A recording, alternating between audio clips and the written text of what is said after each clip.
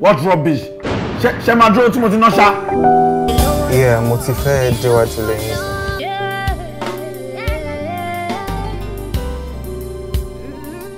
Young lady, Boloda.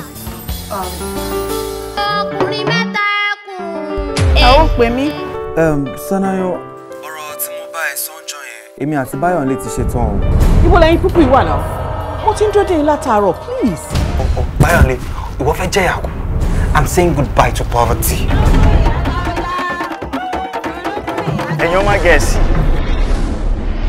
Ìgbà tẹ́ ẹ bá ń wá nǹkan ìlérí ńláńlá tẹ́ ẹ bá ṣe kẹ́ ẹ tó rí nǹkan o. Ọ̀nà èṣù ń làwọn èèyàn gbà lówó. Ìlànà Ọlọ́run gbà náà. Bàbá tẹ́ bá ṣe lè fún mi, ó bọ́ sọ́lá nìyẹn. Mo máa tọ́jú ẹ̀ jù báyìí lọ, tẹ́ bá rí ẹ ní dààmú mọ́. Wàhálà wà o.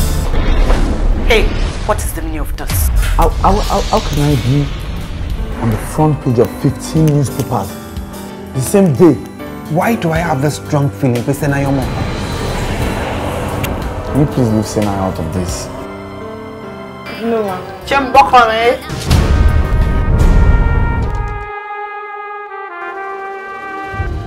Olóṣì bàtà lẹ́sẹ̀ odò.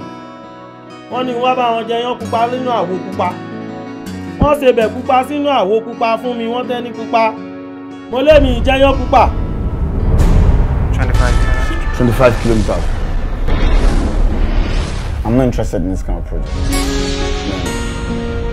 Really? Yeah. Shokoya, mo ti fura sí ẹlẹ́nu ìjọ́ mẹ́ta. You keep tackling me. You keep opposing every proposal I bring forward here. Why? I can't do this. I won't. Bayan, are you serious? I won't. No. It's a no. No.